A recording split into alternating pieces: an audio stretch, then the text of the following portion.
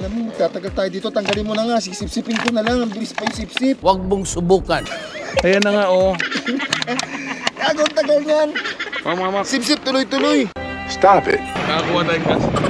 Kapiraso. Alam mo nga. It was at this moment that he knew he f***ed up. Mayroon ba? Putulo ba? Kasi wala naman nakuha. Sa lakas. Charap.